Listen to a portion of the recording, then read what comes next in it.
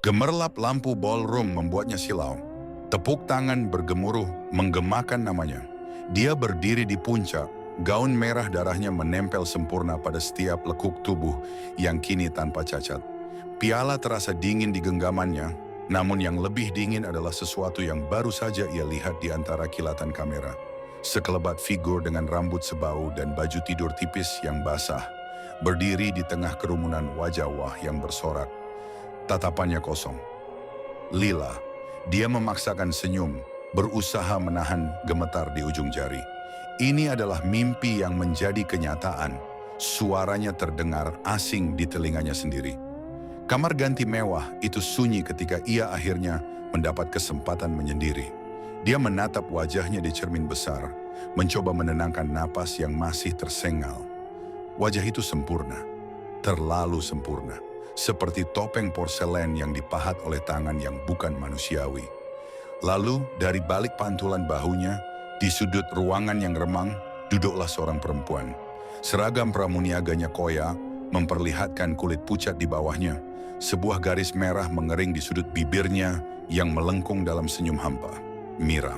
Dia duduk saja di sana, menatapnya melalui cermin. Dia berbalik begitu cepat, jantungnya berdebar kencang.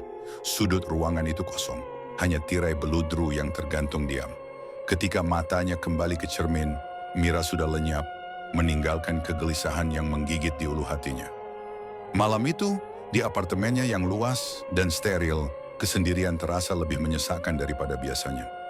Dia mencoba menenggak anggur, tapi cairan itu terasa seperti lumpur di kerongkongannya. Saat ia melepas gaunnya, berjalan menuju kamar mandi dengan hanya mengenakan pakaian dalam, ia mendengar sesuatu. Sebuah desahan pelan, seperti erangan yang tertahan. "Kakak, aku dingin." Suara itu begitu jelas seolah dibisikkan tepat di telinganya. Suara Nadia. Dia berputar, tangannya mengepal, siap menghadapi sesuatu, apapun. Tapi tidak ada apa-apa. Hanya bayangannya sendiri yang terpantul di kaca jendela yang menghadap kota. Bayangan yang terlihat cantik tapi terasa asing. Keesokan harinya di lokasi syuting, ketegangan mulai memuncak. Adegannya datar, matanya kosong. Sutradara kehilangan kesabaran. "Dian, ini adegan cinta, bukan adegan horor. Lihat matanya, dia mencintaimu, bukan membunuhmu." Dia mengangguk, berusaha fokus pada lawan mainnya, seorang pria tampan dengan senyum menawan. Tapi saat ia mendekat, wajah pria itu berubah. Kulitnya menjadi pucat kelabu, matanya menjadi hitam pekat, dan senyumnya mergang menjadi ompong.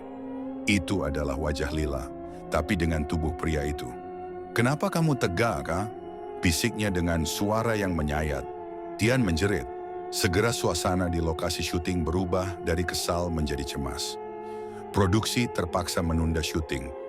Bisik-bisik mulai berhembus. Dian terlalu stres. Dia tidak bisa menangani tekanan. Rasa frustrasi itu membara di dalam dadanya. Di suite hotelnya yang mewah, ia berdiri di depan cermin lagi. "Aku sudah memberimu yang kau mau," hardiknya pada bayangannya sendiri, pada jin yang ia rasakan hadir di sekelilingnya. "Sekarang biarkan aku menikmati ini." Jawabannya tidak datang dalam kata-kata, tapi dalam sebuah bayangan yang muncul perlahan di cermin. Bukan satu, tapi tiga. Lila, Mira, dan Nadia. Mereka berdiri membelakangi, telanjang, kulit mereka pucat dan basah. Lalu secara serempak, kepala mereka berputar 180 derajat dengan suara retakan tulang yang keras. Senyum mereka lebar dan tidak wajar. Mata mereka gelap tanpa cahaya. "Kami kesepian, Kak," kata mereka dalam suara yang menyatu, mengerikan. "Cari kami teman." Dian menjatuhkan gelas anggurnya. Kaca pecah berhamburan di lantai marmer, seperti pikirannya yang mulai retak. Keesokan paginya, seorang reporter infotainment terkenal, wanita dengan senyum manis dan mata tajam, mewawancarainya secara live untuk program pagi. Dian duduk dengan anggun, memaksakan kecantikannya yang sempurna untuk menutupi kehancuran di dalam. "Bagaimana perasaan Dian setelah memenangkan award pertama?" tanya reporter itu. Dian sedang menjawab dengan kalimat klise yang sudah ia hafal. Ketika pandangannya tertuju pada kursi di sebelah sang reporter. Ketiga korban itu duduk di sana. Mereka tidak lagi menyeramkan, justru terlihat cantik dan hidup, mengenakan gaun-gaun indah. Tapi tatapan mereka kosong. Lila melambaikan tangan kecilnya. Mira membetulkan antingnya. Nadia tersenyum, lalu perlahan dengan jari yang runcing, ia menggaruk pipinya sendiri hingga kulitnya terkelupas, mengeluarkan darah segar yang mengalir ke lehernya yang mulus. Dian terdiam. Mulutnya terbuka, semua kata-kata menghilang dari pikirannya. Yang ada hanyalah gambar Nadia yang tersenyum manis sementara darah mengucur deras dari lukanya. "Tidak," desisnya. "Pergi!" Reporter itu terlihat bingung. "Dian?" Apakah ada yang salah? Tapi Dian sudah tidak bisa mendengarnya. Ia melihat ketiga wanita itu berdiri, mendekatinya dengan langkah anggun. Mereka mengelilinginya, membelai rambutnya, bahunya, dengan tangan-tangan yang terasa dingin sekali melalui gaunnya. "Kami ingin teman," bisik Nadia di telinganya. Dian menjerit histeris, jeritan panjang dan penuh rasa sakit yang terdengar jelas di siaran live nasional. Dia menjambak rambutnya sendiri, menjatuhkan tubuhnya dari kursi, berusaha melepaskan diri dari sentuhan yang hanya bisa dirasakannya. Kamera-kamera masih merekam ketika tubuhnya yang sempurna dan terguncang itu diselimuti oleh kru yang panik. Sorot lampu yang dulu ia idamkan, kini terasa seperti interogasi, mempermalukannya di depan seluruh negeri. Kegelapan yang ia rasakan datang menyambutnya, dan dari dalam kegelapan itu, sebuah suara yang dahulu ia dambakan, kini menjadi momok yang menakutkan, bergema. "Sudah cukup bermain. Sekarang, bawakan aku yang keempat." Kegelapan itu lebih nyaman. Setidaknya di sini tidak ada yang memandanginya. Tapi kesadaran kembali merayap seperti sakit demam. Suara pertama yang ia dengar bukanlah bisikan hantu, melainkan suara manusia, suara manajernya yang tegang, berdebat dengan seseorang di telepon. Tidak, itu hanya kelelahan ekstrim. Stres, bukan apa yang media katakan. Dian membuka mata. Langit-langit putih bersih. Ini bukan rumah sakit, tapi kamar tidurnya sendiri. Ruangan yang dulu ia banggakan, dengan perabotan minimalis dan warna-warna netral, kini terasa seperti kuburan mewah. Cahaya matahari yang menyelinap melalui tirai terasa ofensif, mengungkap setiap debu yang melayang, seolah-olah bahkan partikel-partikel kecil itu menjauh darinya. Jeritan histerisnya di siaran langsung telah mengguncang dunianya yang rapuh. Kontrak iklan yang sedang dalam proses ditunda. Tawaran peran berikutnya tiba-tiba menghilang. Di media sosial namanya menjadi bahan olokan, artis res, bintang yang labil. Reputasinya yang dibangun dengan darah dan pengorbanan, retak hanya dalam satu pagi. Dan dalam kehampaan yang menyusul, mereka datang. Bukan lagi sekilas bayangan. Suatu malam, ia terbangun karena rasa haus yang membakar. Saat ia berjalan ke dapur, kakinya menyentuh sesuatu yang basah dan dingin di lantai kayu yang biasanya kering. Ia menyalakan lampu, tidak ada apa-apa. Tapi jejak kaki basah tertinggal di lantai, mengarah dari kamar mandi menuju dapur, lalu berputar-putar di depan lemari es sebelum menghilang di depan pintu kamarnya. Bau anyir air danau yang tergenang menggantung di udara. Di lain waktu, ia mencoba mandi untuk membersihkan diri dari perasaan kotor yang tak pernah hilang. Uap air memenuhi kaca shower. Saat ia membalikkan badan, 3 coretan muncul di kaca yang berkabut, sebuah hati, sebuah bintang, dan sebuah wajah tersenyum yang distorsi seperti coretan anak kecil. Tapi di bawahnya ditulis dengan huruf kapital yang menetes, "Temani kami." Air hangat yang membasuh tubuhnya tiba-tiba berubah dingin, dan ia bisa merasakan jari-jari tak kasat mata menyusuri tulang belakangnya. Bukan dengan nafsu, tapi dengan kepemilikan yang menakutkan. Ia mulai takut pada cermin, tapi lebih dari itu, ia mulai takut pada kegelapan. Karena dalam kegelapan, sentuhan-sentuhan itu menjadi lebih berani. Suatu malam, dalam keadaan setengah tertidur, ia merasakan sebuah kehangatan di sampingnya. Sebuah ilusi yang menipu. Lalu, sebuah bisikan hangat di lehernya. "Aku merindukan ini, Kak," suara Nadia. Sebuah lengan yang terasa padat, dingin, dan nyata melingkari pinggangnya. Dian membeku, ketakutan yang lebih dalam dari rasa jijik membuatnya lumpuh. Ia bisa merasakan tubuh yang menempel erat pada punggungnya, bentuk payudara yang menekan, kaki yang melilit kakinya. Itu adalah pelukan yang intim, penuh kasih sayang palsu, dan sama mengerikannya dengan kekerasan. Dia berbaring di sana sepanjang malam, terjaga, sementara sesuatu itu memeluknya erat-erat, sesekali mendesah puas di telinganya. Keesokan harinya, di bawah cahaya matahari yang kejam, ia duduk terdiam di sofa. Bau anyir masih melekat di hidungnya. Sentuhan hantu itu masih membekas di kulitnya. Ia mencoba mengingat kenikmatan yang dulu ia rasakan dalam ritual, tapi yang muncul adalah kenangan akan erangan terakhir Mira, mata lila yang kosong, dan darah di bibir Nadia. Trauma itu hidup, bernapas, dan lebih nyata daripada ketenaran yang ia raih. Jin itu tidak pernah benar-benar pergi. Kehadirannya terasa seperti tekanan di udara, sebuah kesabaran yang mulai menipis. Lalu, suatu malam, mimpi itu datang. Bukan mimpi, tapi sebuah peringatan. Ia berdiri di sebuah panggung yang gelap dan tak berujung. Di depannya duduk 3 kursi. Lila, Mira, dan Nadia duduk di sana, mengenakan gaun pengantin yang compang-camping dan bernoda darah. Mereka tersenyum. "Kami memutuskan," kata Lila, suaranya bergema. "Jika kau tidak memberi kami teman," sambung Mira, mengelus perutnya yang rata, "maka kau akan menggantikan kami." Nadia menyelesaikan dengan tatapan yang dalam. Lalu dari bayangan di belakang mereka, sang jin muncul.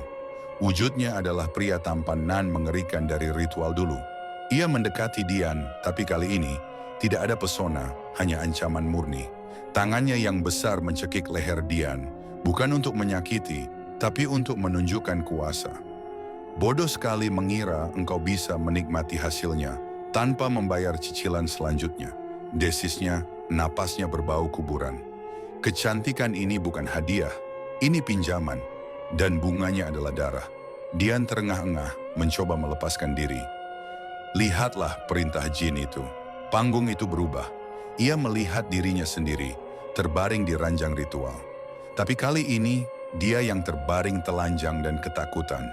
Dan di atasnya, bukan jin, tapi ketiga korban itu, dengan mata hitam dan senyum lebar. Jari-jari mereka yang runcing mencakar kulitnya, merobek kecantikan yang ia kira miliknya. "Kami ingin bagian dalam muka," mereka berkata serempak. Dian terbangun dengan teriakan tersedak. Dadanya naik turun dengan cepat, dan di lengan putihnya, tepat di pergelangan tangan, muncul 4 garis lecet memerah, seperti bekas cakaran kuku yang panjang dan runcing. Bekas itu bukan mimpi, itu nyata. Keputusasaan yang lebih dalam dari sebelumnya merayap masuk. Ia memandangi apartemen mewahnya, penjara yang ia bangun sendiri. Ia memandangi wajahnya di kaca jendela, topeng yang suatu saat akan dirampas. Jeritan di siaran televisi hanyalah awal. Ancaman jin dan ketiga hantu itu adalah kenyataan yang tak terhindarkan. Dengan tangan gemetar, ia mengambil ponselnya. Ia membuka galeri, menggulir melewati foto-foto profesionalnya yang sempurna, mencari sesuatu. Sebuah foto lama dari sudut gang sempit di desanya. Sebuah rumah reyot berpenghuni seorang lelaki tua. Nafsu untuk bertahan hidup, yang lebih gelap dari rasa bersalah, mulai membara dalam dirinya. Sebuah rencana gila, putus asa, dan egois mulai terbentuk di benaknya. Mereka menginginkan tumbal, baiklah, tapi dia yang akan memilihnya. Bukan gadis polos lagi, tapi orang yang pantas, orang yang menjadi sumber awal semua ini. Sang dukun. Bisikan itu, yang selama ini mengancam, tiba-tiba terdengar seperti bisikan setuju yang penuh antusiasme. Keputusannya telah bulat. Nafsu untuk bertahan hidup mengalahkan sisa-sisa kemanusiaan yang masih tersisa. Pikiran untuk mengorbankan dukun tua itu bukan lagi sebuah dosa, melainkan sebuah solusi logis yang cemerlang dalam kepalanya yang sudah kalut. Dia yang pantas, bisiknya pada bayangannya sendiri di kaca jendela. Dan kali ini, bayangan itu seolah mengangguk setuju, senyumnya lebih lebar dari senyum aslinya. Dengan tangan yang nyaris tidak gemetar lagi, ia menghubungi sang dukun. Suaranya sengaja dibuat lemah, menggoda, penuh dengan janji yang tak terucap.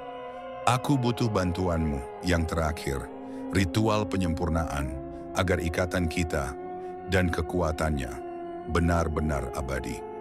Di seberang telepon, ia bisa hampir mendengar si tua itu mengendus-endus, membayangkan kenikmatan yang akan kembali ia rasakan. Dia menggigil jijik, tapi sebuah kegelapan di dalam hatinya bersorak. Perangkap telah dipasang. Malam itu, ia tidak menyalakan lampu utama di apartemennya. Hanya lilin-lilin merah yang ia nyalakan membentuk koridor dari pintu masuk ke ruang tamu yang telah ia kosongkan. Udara dipenuhi aroma dupa yang ia beli secara online, wangi yang memabukkan dan menusuk. Ia mengenakan gaun sutra hitam yang nyaris transparan, membiarkan setiap lekuk tubuhnya yang sempurna, yang kini terasa seperti umpan, terlihat samar-samar. Setiap desahan napasnya terasa berat, bukan karena nafsu, tapi karena antisipasi liar yang bercampur dengan ketakutan.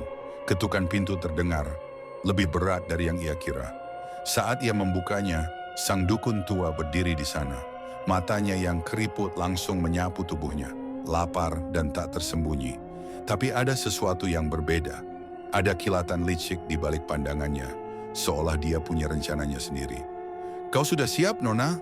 Suaranya serak lebih dalam dari biasanya. Matanya tajam menatap lekuk tubuh Dian yang dibalut kain tipis yang menerawang. Dari cahaya samar terlihat jelas garis bentuk Dian yang sempurna. Sang dukun terlihat sangat lapar. Tatapannya serasa ingin menerkam Dian yang terduduk lemah seakan-akan memanggilnya untuk segera dijamah. Dian memaksakan senyum, membiarkannya masuk. "Aku selalu siap untuk kekuatan yang lebih besar." Ritual dimulai. Sang dukun dengan percaya diri yang naif mulai melantunkan mantra-mantra yang tak asing lagi. Tangannya yang keriput meraih mangkuk ritual, menaburkan sesuatu. Tapi Dian sudah tidak mendengarkan. Dari balik kelopak matanya yang setengah terpejam, ia melihat mereka, Lila, Mira, dan Nadia, berdiri di 3 sudut ruangan. Mereka tidak mengganggu, mereka hanya menonton dengan senyum puas dan mengerikan di wajah-wajah pucat mereka. Mereka mengangguk, mendorongnya. Saat dukun itu mencapai puncak mantranya, tubuhnya mulai bergetar. Tapi kali ini, bukan jin yang datang merasuki. Cahaya lilin tiba-tiba berkedip-kedip liar, dan bayangan di dinding bukan lagi bayangan dukun, tapi bayangan 3 sosok perempuan yang meraihnya. Lila, Mira, dan Nadia dalam wujud bayangan mencengkeram lengan dan kaki si dukun. Matanya terbuka lebar, terkejut, mantra terputus di bibirnya. "Apa?" teriaknya, tapi suaranya teredam seolah ada yang mencekiknya. Dian melangkah maju, wajahnya dingin. "Mereka menginginkan teman," ucapnya, suaranya datar dan tanpa emosi. "Dan kau adalah pilihan yang sempurna." Kepanikan murni terpancar dari mata dukun tua itu. Ia berusaha melawan, tapi kekuatan yang dahulu ia panggil kini berbalik melahannya. Bayangan ketiga korban itu menyeretnya ke tengah-tengah lingkaran lilin, menjatuhkannya dengan kasar. Lilin-lilin itu seakan hidup, apinya membesar dan menjilat ke arah langit-langit, menciptakan cahaya merah darah yang berdenyut-denyut bagaikan jantung raksasa. Dian berlutut di samping tubuh dukun yang sudah terpaku, ketakutan. Dari balik gaun sutranya, ia mengeluarkan pisau ritual kecil yang telah ia sembunyikan. Pisau itu dingin di genggamannya. Matanya membelalak, memohon. Tapi yang keluar dari mulut Dian bukanlah mantra. Ia berbicara pada ketiga hantu itu. "Ini untuk kalian, ambil dia." Seketika, suasana berubah. Ruangan itu tidak lagi sunyi. Suara desahan dan erangan halus mulai terdengar. Bukan dari dukun, tapi dari ketiga penampakan itu. Mereka mendekat, wujud mereka menjadi lebih solid dalam cahaya merah. Lila, dengan baju tidurnya yang basah, merangkak mendekati kaki si dukun. Mira, dengan seragamnya yang compang-camping, duduk di samping pinggangnya. Dan Nadia, yang paling berani, mendekati wajahnya yang penuh keringat. Lila mulai membuka celana si dukun dengan gerakan lambat, hampir mesra.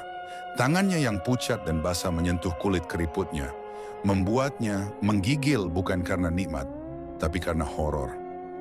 Mira merobek kemejanya, kuku-kukunya yang panjang meninggalkan goresan merah di dada tua itu. Nadia membungkuk, wajahnya hanya berjarak 1 inci dari wajah dukun, dan menjilat keringat di pelipisnya dengan lidah yang terasa dingin dan kasar. "Kau suka ini, bukan?" bisik Nadia, Suaranya seperti gemerisik daun kering. Kau suka tubuh muda? Dian menyaksikan jantungnya berdebar kencang. Ada rasa jijik yang mendalam, tapi juga sebuah kepuasan gelap melihat si tua yang angkuh ini kini menjadi mainan mereka. Ia mengangkat pisau ritualnya. Ini bukan lagi untuk memuaskan jin, tapi untuk memuaskan mereka, para korban yang telah ia kirim. Saat pisaunya mendekat, adegan yang terjadi menjadi semakin vulgar dan mengerikan. Dukun tua itu tidak lagi bisa berteriak. Tubuhnya bergerak-gerak tak beraturan, bukan lagi melawan, tapi seperti sedang dirasuki oleh sebuah kenikmatan paksa yang mengerikan. Pakaiannya tercabik-cabik, dan tubuh keriputnya disentuh, dicium, dan digaruki oleh ketiga entitas itu. Bau anyir darah, keringat tua, dan wangi dupa bercampur menjadi satu aroma yang memualkan. Dian menikam, bukan dengan kekuatan penuh, tapi dengan presisi. Pisau itu menusuk perut bagian bawah, tempat sumber nafsu tua itu bersemayam. Darah tidak langsung muncrat, tapi mengalir perlahan, hitam dan kental. Dan pada saat itu, jin itu muncul. Dia tidak lagi tampan. Wujudnya adalah bayangan hitam pekat dengan mata merah menyala, jauh lebih besar dan mengancam dari sebelumnya. Dia tidak tertarik pada si dukun. Dia mengapung di atas Dian, yang masih berlutut dengan pisau berdarah di tangannya. Pengkhianatan yang cantik, suara jin bergema, memenuhi seluruh ruangan.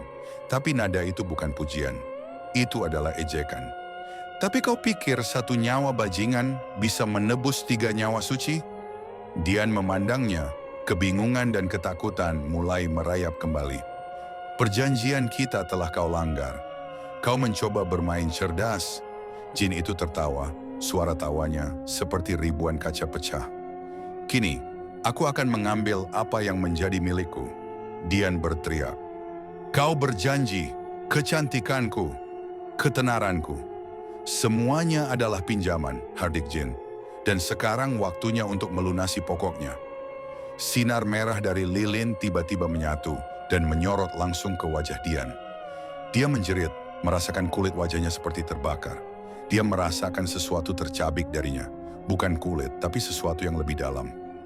Ilusi kecantikannya. Dia melihat tangannya sendiri yang sebelumnya mulus, mulai menunjukkan pori-pori besar dan bintik-bintik penuaan. Dia merasakan rambutnya menipis. Tapi yang lebih mengerikan adalah suara ketiga korban itu tiba-tiba berubah. Tawa riang mereka berubah menjadi teriakan kemarahan. Dia curang, teriak Lila. Dia mencoba melarikan diri, jerit Mira. Kita mau dia, raung Nadia. Suaranya bukan lagi bisikan, tapi lengkingan yang memecahkan gendang telinga. Ketiga hantu itu meninggalkan tubuh dukun yang sudah tak bernyawa dan mengalihkan perhatian mereka sepenuhnya kepada Dian. Wujud mereka menjadi benar-benar nyata, membusuk dan penuh kebencian. Lila dengan tenggorokan terbelah, Mira dengan rongga perut yang kosong, dan Nadia dengan mata yang sepenuhnya hitam dan mulut yang terbuka lebar tak wajar. Mereka menerkamnya, bukan untuk membunuh, tapi untuk mengklaim. Dian berteriak saat tangan-tangan dingin mereka meraihnya, menariknya, menyatukannya dengan mereka. Dia merasakan kesakitan yang tak terbayangkan, bukan secara fisik, tapi secara spiritual.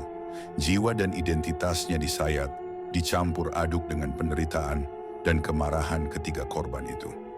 Dia melihat hidupnya, mimpi, obsesi, dosa-dosanya, berkilas balik seperti film yang putus, sementara kesadarannya perlahan tenggelam dalam lautan penderitaan yang tak berujung yang telah ia ciptakan sendiri. Keesokan harinya apartemen itu ditemukan sepi. Mayat sang dukun tua terbaring di tengah lingkaran lilin yang telah padam, dengan ekspresi horor yang tak terkatakan di wajahnya. Tidak ada tanda-tanda Dian. Tapi kadang-kadang, di malam-malam tertentu, orang-orang yang lewat di gedung mewah itu melaporkan melihat seorang perempuan cantik dengan gaun sutra hitam berdiri di jendela lantai tinggi. Wajahnya adalah campuran yang mengerikan dari 4 perempuan. Senyum genit Mira, mata kosong Lila, garis rahang tegas Nadia, dan sisa-sisa kecantikan sempurna Dian yang sekarang terdistorsi. Dia akan berdiri di sana, dan siapapun yang menatapnya terlalu lama akan mendengar 3 suara yang menyatu dalam satu mulut, berbisik penuh kerinduan dan kebencian. Temani kami selamanya. Dian telah mendapatkan keabadian yang ia takuti. Bukan sebagai bintang, tapi sebagai bagian dari hantu yang ia ciptakan. Terjebak selamanya dalam penampakan yang mengerikan. Terus-menerus merasakan erotisisme paksa dan horor yang menjadi akhir bagi setiap korbannya. Sebuah karma yang sempurna dan paling tragis. Tidak ada cahaya, tidak ada suara. Setidaknya, tidak ada cahaya dan suara dari dunia yang pernah ia kenal. Kesadaran Dian kembali secara bertahap, bukan sebagai sebuah kebangkitan, tapi sebagai sebuah penyesalan yang abadi. Yang pertama ia rasakan adalah dingin. Bukan dinginnya udara, tapi dingin yang meresap hingga ke sumsum tulang, dingin yang berasal dari ketiadaan harapan. Dia membuka mata, atau setidaknya sensasi yang dulu ia kenal sebagai membuka mata. Tidak ada yang berubah. Kegelapan di sekelilingnya pekat tak tertembus. Tapi anehnya, dia bisa melihat dirinya sendiri. Tubuhnya telanjang, persis seperti saat ritual-ritual itu. Tapi ini bukan tubuh sempurna yang ia banggakan. Kulitnya yang dulu mulus bercahaya, kini pucat dan lembab, seperti mayat yang baru saja dikeluarkan dari air. Di tempat-tempat tertentu, terutama di perut, paha, dan dada, terlihat goresan-goresan merah menyala, seperti luka bakar yang tak kunjung sembuh. Berdenyut dengan rasa sakit yang tumpul dan konstan. Lalu datanglah suara, bisikan-bisikan yang tak pernah berhenti, bergema langsung di dalam tengkoraknya. "Kakak, aku dingin." Itu suara Lila, penuh keluhan anak kecil. "Kenapa kamu tega? Aku punya mimpi juga." Suara Mira bergetar dengan kekecewaan. "Kau pikir ini sudah selesai? Ini baru permulaan, Kak. Selamanya." Bisikan Nadia penuh dengan kemenangan yang getir. Bisikan-bisikan itu bergantian, tumpang tindih, tak pernah memberi jeda. Mereka adalah latar belakang permanen dari keberadaannya yang baru. Seperti white noise dari neraka. Tiba-tiba, kegelapan di depannya berubah. Sebuah pemandangan terbentuk, seperti layar di teater.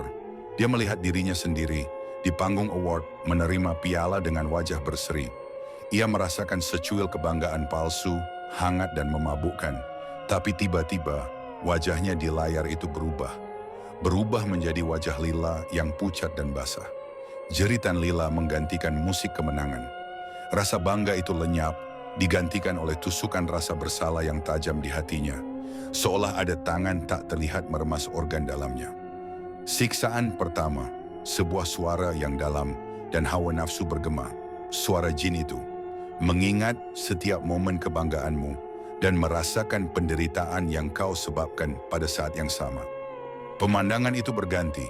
Kini ia melihat adegan di mana ia berdiri di depan cermin, mengagumi tubuhnya setelah ritual pertama.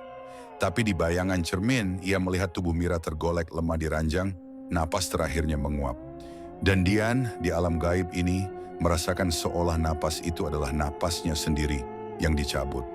Dadanya sesak, ia terengah-engah, tapi tidak ada udara di sini, hanya keputusasaan. Ini adalah siksaan mentalnya. Sebuah rekaman hidup tanpa akhir dari setiap dosa yang diperbesar dan diulang. Memaksanya untuk tidak hanya mengingat, tapi merasakan langsung konsekuensinya. Kegelapan itu sendiri yang mulai menyentuhnya. Sebuah tekanan halus tapi tak terhindarkan merayap di pahanya. Seperti beludru yang terbuat dari bayangan murni. Itu bukan sentuhan manusia, bukan pula sentuhan jin dalam wujud tertentu.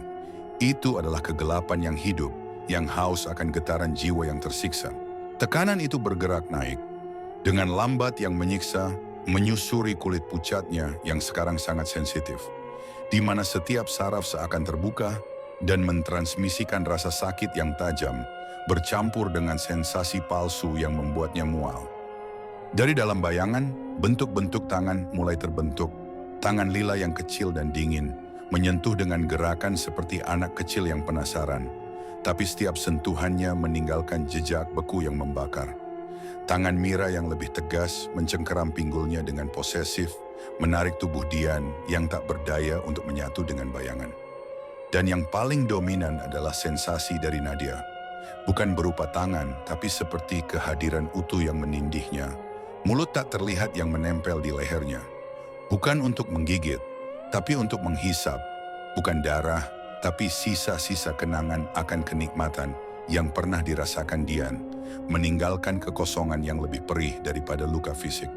"Kau suka ini kan?" bisik suara Nadia, terdengar langsung dari dalam kepalanya, sementara sensasi di tubuh Dian semakin intens. "Kau rindu disentuh, biar kami yang memuaskanmu sekarang." Tubuh Dian melengkung, bukan karena nikmat, tapi karena perlawanan yang sia-sia. Setiap zona erotisnya, pinggul, payudara, leher, diserang bukan dengan gairah, tapi dengan ingatan. Sentuhan dingin di puting susunya tiba-tiba memicu kilasan. Ingatan akan malam ia bercumbu dengan jin yang menyamar. Dan kenangan itu berubah menjadi gambaran tubuh Mira yang kejang-kejang. Sebuah usapan di paha dalamnya yang seharusnya menggairahkan, justru membangkitkan sensasi pisau ritual yang ia tusukkan ke perut dukun tua. Lengkap dengan rasa hangatnya darah yang memercik. Ini adalah parodi terkejam dari hasrat. Setiap rangsangan yang memaksakan respons fisiologis palsu darinya langsung dihubungkan dengan momen kematian korban-korbannya. Tubuhnya mungkin bereaksi, tapi jiwanya menjerit. Setiap desahan, napas pendek yang terpaksa keluar dari mulutnya terdengar seperti erangan sekarat lila. Setiap lengkungan punggungnya adalah pengulangan dari tubuh Nadia yang melengkung saat rohnya dicabut. Puncaknya datang bukan sebagai ledakan, tapi sebagai pembalikan total. Sensasi yang memaksakan kenikmatan palsu itu tiba-tiba berubah menjadi tusukan-tusukan dingin yang tajam di rahimnya, seolah-olah lusinan jarum es membekukan dan merobek dari dalam. Dia merasakan kram yang luar biasa, sebuah kejang yang bukan berasal dari orgasme, tapi dari kematian kehidupan yang bisa saja ia miliki. Sebuah metafora fisik dari kemandulan jiwanya. Dan dalam momen puncak penderitaan itulah, dia melihat mereka bertiga dengan jelas, berdiri mengelilinginya. Mereka tidak lagi terlihat menyakitkan. Mereka justru terlihat cantik dan puas. Kulit mereka bercahaya pucat, bibir mereka merah merona. Mereka tersenyum, dan senyuman mereka adalah hal paling mengerikan yang pernah ia lihat. "Lihat, Kak," bisik Mira, matanya bersinar. "Akhirnya kita benar-benar satu." Lila mendekat dan mencium bibir Dian yang menggigil. Rasanya seperti es kering yang membekukan. "Sekarang kau mengerti kenikmatan dan rasa sakit. Itu sama saja di sini." Nadia dengan tatapan paling dalam meletakkan tangan di perut Dian yang masih berdenyut-denyut sakit. Dan ini akan terjadi lagi, dan lagi, dan lagi, selamanya. Karena kita adalah milik satu sama lain sekarang. Tidak ada pelarian, tidak ada penebusan. Hanya sebuah tarian abadi antara kenangan palsu akan cahaya dan sentuhan nyata dari kegelapan. Di mana tubuhnya yang dulu ia banggakan kini menjadi panggung utama dari neraka pribadinya yang paling intim dan paling vulgar. Di dalam kegelapan yang tak berujung, ada banyak sekali sosok. Laki-laki, perempuan, dari berbagai zaman. Beberapa terlihat kuno, beberapa modern. Mereka semua telanjang, tubuh mereka menunjukkan bekas-bekas siksaan mereka masing-masing. Wajah mereka kosong, mata mereka buta, tapi mulut mereka terbuka dalam jeritan abadi yang bisu. Mereka adalah para pendahulunya. Mereka yang, seperti dirinya, membuat perjanjian dengan kekuatan gelap dan akhirnya gagal membayar lunas. Dia melihat sang dukun tua. Sosoknya yang keriput terlihat lebih tua ribuan tahun. Matanya hanya 2 lubang hitam yang kosong, dan mulutnya terkunci dalam ekspresi teror yang membeku. "Selamat datang di antrian," bisik suara jin sekarang terdengar di mana-mana sekaligus. "Di sini kami mendaur ulang. Energi kalian, penderitaan kalian, kenikmatan kalian yang berubah menjadi rasa sakit. Itu adalah mata uang abadi kami. Kau akan menjadi bagian dari ini, Dian. Seperti mereka, memberi makan kegelapan dengan siksaanmu sendiri selamanya." Kesadaran Dian mulai memudar lagi, tenggelam kembali ke dalam siklus siksaan yang baru akan dimulai. Pemandangan kebanggaan yang berubah menjadi horor, sentuhan-sentuhan paksa yang menyiksa, dan bisikan-bisikan yang tak pernah henti. Di dunia nyata, mungkin kisahnya menjadi legenda urban. Tapi di sini, di alam gaib yang menjadi penjaranya, tidak ada legenda. Hanya kenyataan yang tak berubah, Sebuah kekekalan yang terdiri dari momen-momen indah yang diracuni, kenikmatan yang dibengkokkan menjadi alat penyiksaan, dan penyesalan yang begitu dalam hingga menjadi satu-satunya identitas yang tersisa. Dan dalam kegelapan itu, satu hal yang paling jelas ia rasakan. Ini masih hari pertamanya dalam keabadian.